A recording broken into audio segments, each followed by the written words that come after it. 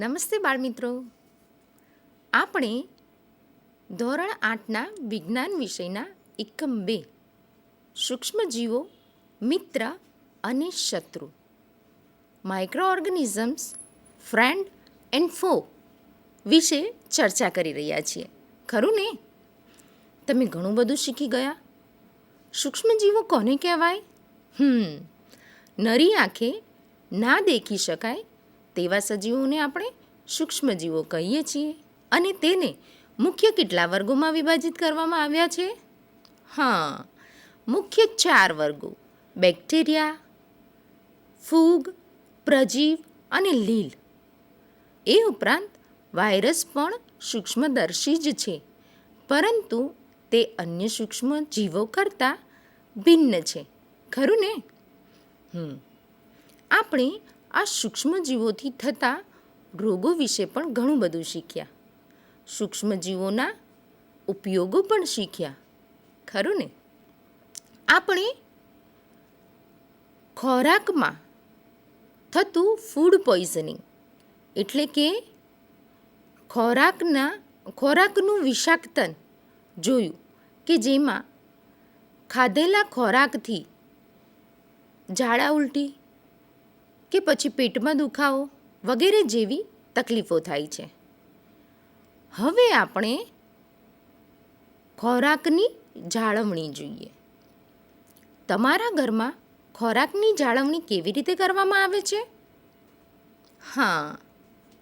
આપણે ખોરાકને ઢાંકીને રાખીએ છીએ. Very good. પછી શક્ય હોય ત્યાં સુધી ઠંડો કે વાસી ખોરાક ખાવાનું પસંદ કરતા નથી. જો વાસી રોટલી ઘરમાં પડી રહી હોય તો શું જોવા મળે છે? ક્યારેય તમે જોયું છે? વાસી રોટલી પર આપણને ફૂગ થતી જોવા મળે છે. તો શું આપણે આવી ફૂગવાળી રોટલી ખાવા માટે વાપરીએ છીએ? નથી વાપરતા. ખરું ને? શા માટે? એમાંથી ગંધ આવતી હોય છે. એનો સ્વાદ બદલાઈ જાય છે. રોટલીનું રંગ રૂપ બધું બદલાઈ જાય છે. ખરું. ખોરાકમાં સૂક્ષ્મજીવોના લીધે રાસાયણિક ફેરફાર થાય છે એવું આપણે કહી શકીએ? સરસ. ખોરાક દૂષિત થવાને લીધે ખોરાક પર સૂક્ષ્મજીવોની રાસાયણિક અસર થતી જોવા મળે છે. હવે હમણાં જ ઉનાળો ગયો. ખરું ને? આપણે બધાએ ખૂબ જ કેરીઓ ખાધી. મને પણ કેરી બહુ ભાવે છે. તમે ક્યારેય જોયું છે કે આપણે કેરી લાવીએ અને થોડા દિવસો સુધી ખાવામાં ઉપયોગમાં ના લઈએ તો એ કેરીનું શું થાય છે? કેરીઓ બગડી જાય છે. સરસ. પરંતુ ક્યારે એવું વિચાર્યું છે કે આપણા મમ્મી કે દાદી જે અથાણાં બનાવે છે અને એ પણ કેરીમાંથી જ બને છે, તો એ આખું વરસ સુધી સારા રહે છે? આવું શા માટે થતું હશે? એ અથાણાં બનાવવાની ચોક્કસ રીત હોય છે. ખરું ને? સાથે એમાં મીઠાનો કે તેલનો પ્રિઝર્વેટિવ તરીકે ઉપયોગ થતો હોય છે. એટલે કે મીઠું અને તેલ એ અથાણાંને સૂક્ષ્મજીવોના હમલાથી બચાવશે. તો આપણે ખોરાકની જાળવણીની કેટલીક રીતો જોઈએ. ખોરાકની જાળવણીની મુખ્ય રીતો આપણે જોઈએ છીએ કે રાસાયણિક પદ્ધતિમાં સોડિયમ બેન્ઝોએટ કે સોડિયમ મેટાબાઇસલ્ફેટ તરીકે જાણીતા પ્રિઝર્વેટિવનો ઉપયોગ કરીને ફળોના રસને કે જામને બગડતા અટકાવી શકાય છે. એ ઉપરાંત મીઠા દ્વારા પણ જાળવણી થાય છે. બાળમિત્રો, આપણે જો દરિયાકાંઠે રહેતા હોઈએ તો જોયું જ હોય કે માછલીઓને લાંબા સમય સુધી સાચવવા માટે મીઠાનો ઉપયોગ કરવામાં આવે છે. માછલીઓને એક નીચે મીઠાનું લેયર કરે વચ્ચે માછલીઓ મૂકે અને એની ઉપર બીજું મીઠાનું લેયર કરે. એવી રીતે મીઠાના સ્તરની વચ્ચે માછલીઓને લાંબા સમય સુધી જાળવી રાખી શકાય છે. આ ઉપરાંત તમે જોયું હશે કે આપણા ઘરમાં ખટ્ટા ખટ્ટા ફળો જેવા કે આંબળા, કેરીની ચીરીઓ અને આંબલીને મીઠામાં સાચવણી કરીને રાખવામાં આવે છે, ખરું ને? શર્કરાની મદદથી જાળવણી. શર્કરાની મદદથી જાળવણીમાં આપણે ફળોના રસ, જામ કે જેલી વગેરે જોયા હશે. ફળોના રસ, જામ કે જેલી વગેરે આપણને ભાવતા જ હોય છે, ખરું ને? બારે માસ આપણને તૈયાર પેકિંગમાં ફળોના રસ ઉપલબ્ધ હોય છે. તો આપણે આવા ફળોના રસની જાળવણી શર્કરાની મદદથી કરીએ છીએ. શર્કરા ભેજનું પ્રમાણ ઘટાડે છે અને જેનાથી બેક્ટેરિયાની વૃદ્ધિ તેમાં ઓછી થાય છે કે થતી નથી. તેલ તેમજ વિનેગર દ્વારા જાળવણી. તેલનો ઉપયોગ અથવા વિનેગરનો ઉપયોગ આપણે અથાણાને બગડતા અટકાવવામાં કરીએ છીએ. તેલ તેમજ વિનેગરથી બેક્ટેરિયાની વૃદ્ધિ અટકે છે. આપણે શાકભાજી, ફળો તેમજ માંસ કે માછલીઓને તેલ અને વિનેગરમાં ડૂબાડી રાખીને લાંબા સમય સુધી જાળવી રાખી શકીએ છીએ. ગરમી તેમજ ઠંડીથી સારવાર. બાળમિત્રો, આપણે દરરોજ જોતા હોઈએ છીએ કે મમ્મી દૂધને ઉભરો લાવીને ગરમ કરે છે. આવું શા માટે? હા, દૂધને ગરમ કરવાથી દૂધ આખો દિવસ બગડ્યા વગર સારું રહે છે, ખરું ને? આ ઉપરાંત આપણે એ પણ જોયું હશે કે શાકભાજી કે ફળોને અથવા તો જલ્દી બગડી જતા દૂધ કે પનીરને આપણે ફ્રીઝમાં મૂકીએ છીએ. શા માટે? હા, ફ્રીઝનું નીચું તાપમાન સૂક્ષ્મજીવોની વૃદ્ધિ અટકાવે છે. આ ઉપરાંત આપણે બજારમાંથી દૂધની કોથળી લાવતા હોઈશું, ખરું ને? તો આ કોથળી ઉપર પાશ્ચરાઇઝ્ડ મિલ્ક લખેલું હોય છે.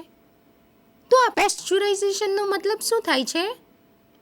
હા, પેસ્ચ્યુરાઇઝેશન એટલે દૂધને 70°C તાપમાને 15થી 30 સેકન્ડ સુધી ગરમ કર્યું હોય છે અને પછી તરત જ ઠંડુ પાડી દેવામાં આવે છે અને તેને કોથળીઓમાં પેક કરી દેવામાં આવે છે. જુઓ, આપણે અહીં જોઈ શકીએ છીએ કે લુઈ પાશ્ચરે આથવણની શોધ કરી 1857માં. આ ઉપરાંત દૂધ અને આલ્કોહોલને લાંબો સમય સંગ્રહ કરી રાખવા માટે સૂક્ષ્મજીવોની વૃદ્ધિ અટકાવવા માટે પેસ્ચ્યુરાઇઝેશન નામની પ્રક્રિયાની શોધ પણ કરી. હવે જોઈએ સંગ્રહ અને પેકિંગ. આપણે જોયું હોય છે કે માર્કેટમાં ઘણા સૂકા મેવા કે પછી શાકભાજી પણ, ફળો પણ ચોક્કસ પ્રકારના પેકિંગમાં ઉપલબ્ધ હોય છે અને આ પેકિંગની મદદથી તેમને સૂક્ષ્મજીવોના હુમલાથી બચાવી રાખી શકાય છે અને શુષ્ક પણ રાખી શકાય છે. તો આવી રીતે સંગ્રહ અને પેકિંગથી ખોરાકની જાળવણી થાય છે. તો ચાલો બાળમિત્રો, આપણે ફટાફટ જોઈ લઈએ કે આપણે શું શું શીખ્યા. બાળમિત્રો, અહીં તમે જોઈ શકો છો પ્રિઝર્વેટિવ્સ INS 211, INS 224, INS 220. તો આવી રીતે પ્રિઝર્વેટિવને ચોક્કસ નંબર આપીને બોટલ ઉપર કે કોઈ પણ ખાદ્ય પદાર્થ પર નંબર દ્વારા તમે તેને ઓળખી શકો છો. આ નંબરને તમે INS 202 એટલે શું તે તમારે નેટનો યુઝ કરીને સર્ચ કરવું હોય તો કરી શકો છો. તો ચોક્કસથી સર્ચ કરીને મને જણાવજો. જણાવશો ને? આ બોટલમાં શું છે? હા, શું છે? મીઠાવાળી આંબલી. એટલે આમાં ખોરાકની જાળવણી માટે શેનો ઉપયોગ થયો છે? વેરી ગુડ, મીઠાનો. હવે અહીં તમે જોઈ શકો છો કે આની અંદર શું છે? શું છે આ? હા, ખાટું અથાણું છે, ગુંદા અને કેરીનું. તો તેની જાળવણી શેના દ્વારા કરવામાં આવી છે? તેલ દ્વારા. અહીં તમે શું જોઈ શકો છો? હા, આ છે કેરીનો છુંદો. ઘણા લોકો તેને કેરીનો મુરબ્બો પણ કહેતા હોય છે, ખરું ને? તો આપણે આની અંદર જાળવણી માટે શેનો ઉપયોગ કર્યો છે? વેરી ગુડ, શર્કરાનો. જુઓ બાળ મિત્રો, આ એક પિસ્તાનું પ્લાસ્ટિકનું પેકિંગ છે. આપણે જોયું ને કે સંગ્રહ અને પેકિંગની રીતથી પણ ખોરાકની જાળવણી થાય છે. બાળ મિત્રો, આ એકમમાં આપણે ઘણા બધા વૈજ્ઞાનિકો વિશે પણ શીખ્યા છીએ, ખરું ને? તો આપણને આ વૈજ્ઞાનિકો યાદ છે કે કેમ તે પણ ચકાસી લઈએ. અહીં જે દેખાય છે ફોટો, તે વૈજ્ઞાનિક કોણ છે? હા, લુઈ પાશ્ચર. આ ફોટામાં દેખાતા વૈજ્ઞાનિકનું નામ શું છે? Alexander Fleming. જુઓ બાળ મિત્રો, 1929માં એલેક્ઝાન્ડર ફ્લેમિંગે બેક્ટેરિયલ રોગથી બચવાના હેતુથી એક સંવર્ધન પર પ્રયોગ કરી રહ્યા હતા અને અચાનક જ તેમને પ્લેટ પર લીલા રંગના મોલ્ડના નાના નાના બીજાણુ જોયા. આ મોલ્ડ બેક્ટેરિયાની વૃદ્ધિને અટકાવે છે. આમ ઘણા બેક્ટેરિયાનો પણ તેણે નાશ કર્યો હતો. આમાંના ઘણા બેક્ટેરિયાનો પણ તેણે નાશ કર્યો હતો. આ રીતે મોલ્ડમાંથી પેનિસિલિન નામની એન્ટીબાયોટિક બનાવાઈ અને આ આકસ્મિક શોધ માટે તેમને 1945માં નોબેલ પારિતોષિક પણ આપવામાં આવેલું. બાળમિત્રો, આમને ઓળખી બતાવો તો જય. હા, કોણ બોલ્યું? Very good, Edward Zener. આ વૈજ્ઞાનિકે 1798માં શીતળા માટેની રસીની શોધ કરી હતી. તેમણે મૃત ઓરીના વાયરસનો ઉપયોગ કરી વેરિયોલા વેક્સિન બનાવી કે જે શીતળાની રસી તરીકે પ્રસિદ્ધિ પામી. તેમણે સૌપ્રથમ વેક્સિન અને વેક્સિનેશન શબ્દનો પ્રયોગ કર્યો. જુઓ બાળમિત્રો, આ કોણ છે? રોબર્ટ કોશ નામના વૈજ્ઞાનિકે 1876માં બેસિલસ એન્થ્રેસિસ નામના બેક્ટેરિયાની શોધ કરી જે એન્થ્રેક્સ રોગનો વાહક છે. આ ઉપરાંત ટીબી અને કોલેરા માટે જવાબદાર બેક્ટેરિયાની શોધ પણ તેમણે કરી. 1905માં તેમને નોબેલ પારિતોષિક એનાયત કરવામાં આવ્યું. જોયું ને બાળમિત્રો, આપણા એકમમાં ઘણા બધા વૈજ્ઞાનિકો આપણે જોયા. આવતા એપિસોડમાં ફરીથી મળીશું. ત્યાં સુધી આવજો.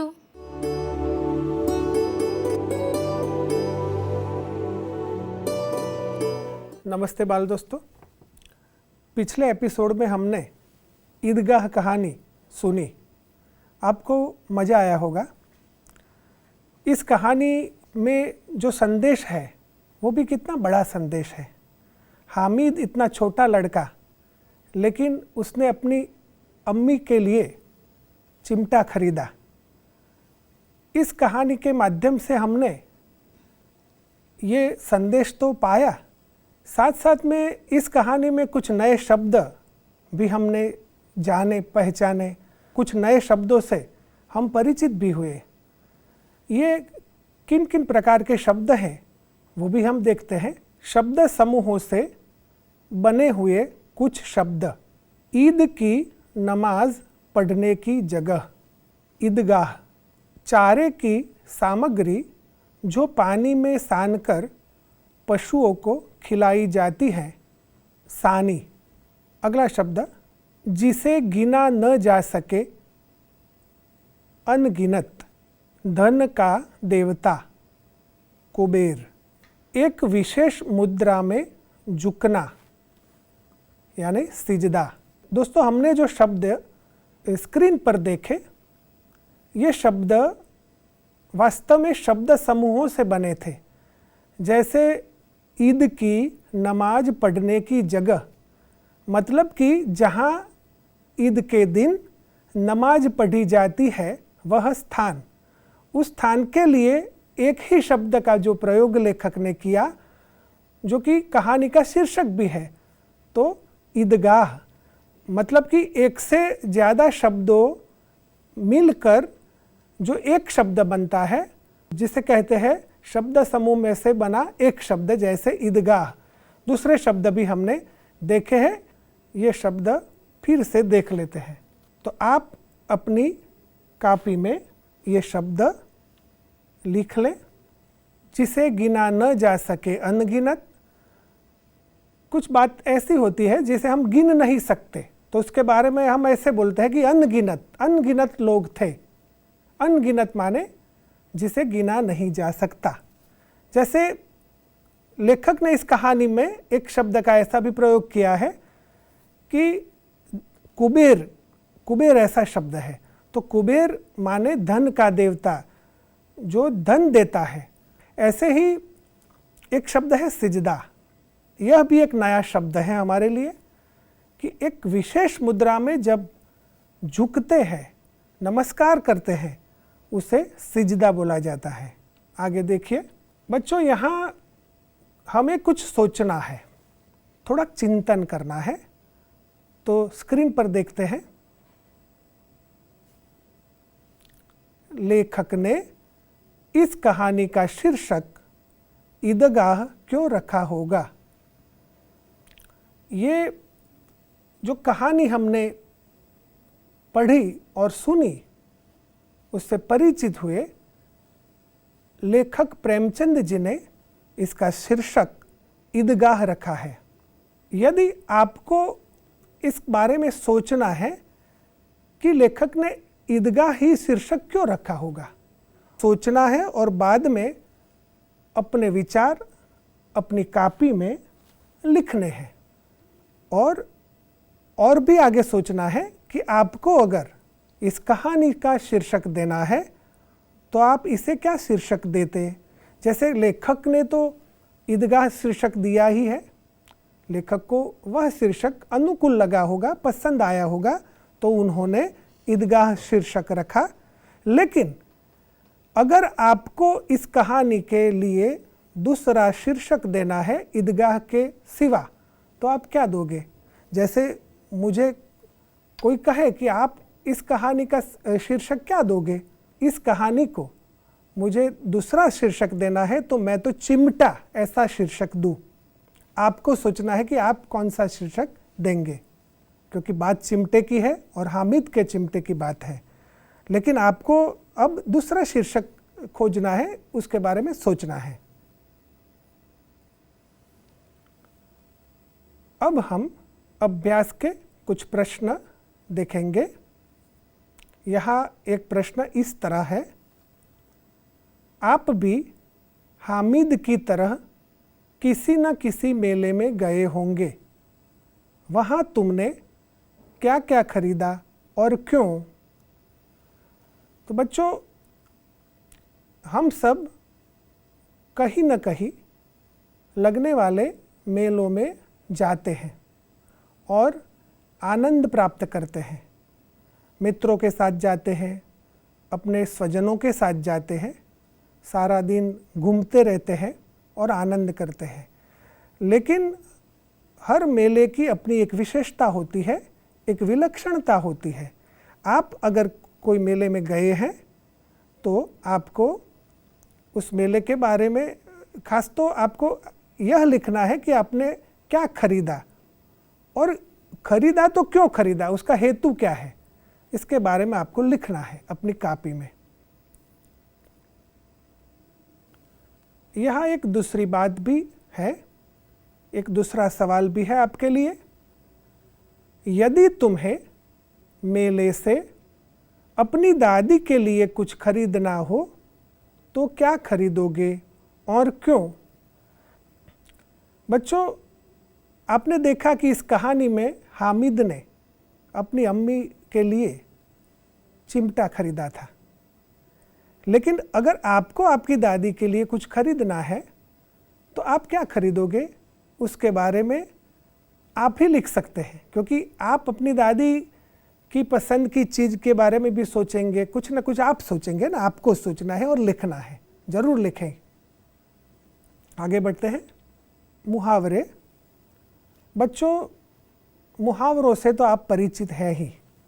अपनी बात को असरकारक ढंग से कहने के लिए हम मुहावरों का प्रयोग करते हैं। इस कहानी में भी कई मुहावरों का प्रयोग लेखक के द्वारा किया गया है। हम अपने व्यवहार में भी, अपनी बोलचाल के दरमियान भी मुहावरों का प्रयोग करते रहते हैं। मुहावरों से अपनी बात अधिक असरकारक और रोचक बनती है। तो देखते हैं कुछ मुहावरे।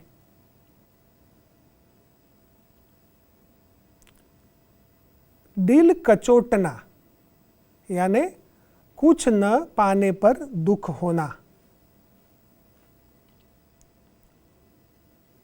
बेड़ा पार लगाना, किनारे ले जाना या संकट से बचाना। गले मिलना, प्रेम से भेंटना। दिल बैठ जाना, हताश या निराश हो जाना।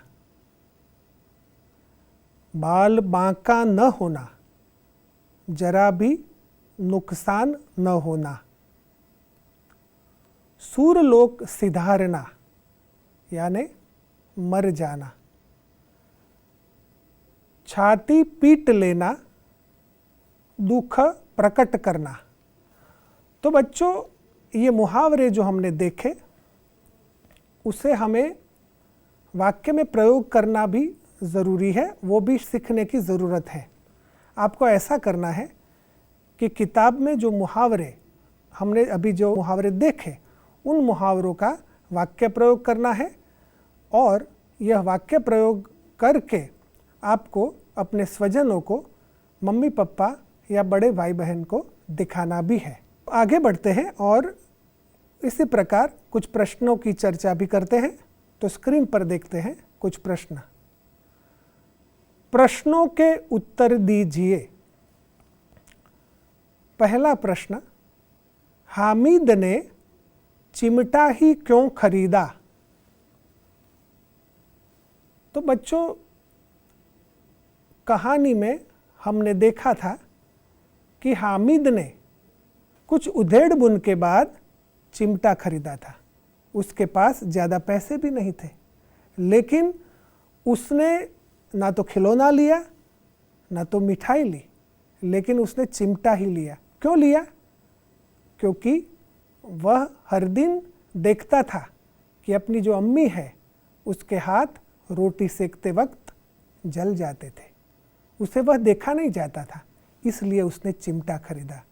तो अपनी अम्मी के प्रति अपना प्रेम इस तरह उसने प्रकट किया और उसने चिमटा खरीदा। दूसरा प्रश्न भी देखते हैं। चिमटा खरीदने के लिए हामिद कौन से कारण बताता है?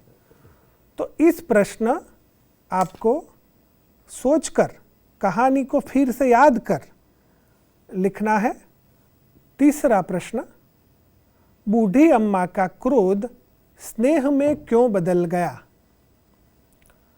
तो ये तीसरा प्रश्न भी आप देख सकते हैं कि कहानी में जब हामिद चिमटा खरीद कर घर आ जाता है मेले में से, बाद में बूढ़ी अम्मा से जो बात होती है, वह बात क्या होती है, वह याद कर आपको इस प्रश्न का उत्तर लिखना है। चौथा प्रश्न, अब आप चिमटे के प्रयोग की तरह रुमाल के विविध प्रयोग बताइए। तो आपको इस प्रश्न में थोड़ी मौलिकता अपने तरीके से सोचकर रुमाल के कुछ प्रयोग आपको बताने हैं और लिखने हैं। आगे बढ़ते हैं बच्चों। किताब में अभ्यास में जो तीसरा प्रश्न है, उसमें एक परिच्छेद दिया गया है। आपको यह परिच्छेद अच्छी तरह से पढ़ लेना है। कम समझ में आए तो पुनः पढ़ना होगा और उसके बाद नीचे जो 6 प्रश्न दिए गए हैं उनके उत्तर आपको लिखना है अपनी कॉपी में। यह परिच्छेद का आशय ऐसा है कि आप अच्छी तरह से उसको समझ सके हैं या नहीं, तो आपको खूब सोच विचार कर इस परिच्छेद के प्रश्नों के उत्तर देने हैं। तो दोस्तों, इस इकाई ईदगाह के जरिए हमने जो कुछ सीखा उसको ज़रा याद कर लेते हैं। पहले तो हमने एक बढ़िया कहानी सुनी, उस कहानी में हमें मज़ा आया। उसके बाद हमने कुछ मुहावरे जाने जो हमारे लिए नए थे। साथ में कुछ नए शब्दों का प्रयोग भी हमने देखा, कुछ नए शब्द समूह से भी हम परिचित हुए। हम इस कहानी का शीर्षक सोचे तो क्या सोचेंगे, उसके बारे में भी हमने चिंतन किया। साथ में हमने परिच्छेद पढ़कर किस तरह से उसके प्रश्नों के उत्तर हम दे सकते हैं उसके बारे में भी सोचने का अवसर मिला। मैं आपसे एक विनती और भी करता हूँ कि आपको कुछ प्रयोग ऐसे भी करने हैं, जैसे कि आपके पास आपके सामने कोई कहानी हो, जैसे ईदगाह कहानी है उस तरह कोई कहानी हो, लेकिन वो आधी अधूरी हो और उसको आप पूरा करें। जैसे कि एक राजा था, वह जंगल में गया, जंगल में उसने सिंह देखा। यहाँ से हम यदि कहानी को छोड़ देते हैं तो आप उसे किस तरह से आगे बढ़ाएंगे, अपने तरीके से सोचकर आप उसे आगे बढ़ा सकते हैं। यह भी एक कौशल है। तो आप इस तरह से भी बड़ों की मदद लेकर कुछ न कुछ कर सकते हैं। हिंदी भाषा की इस तरह से आप अपनी समझ और भी बढ़ाते रहें और अच्छा पढ़ते रहें। आभार।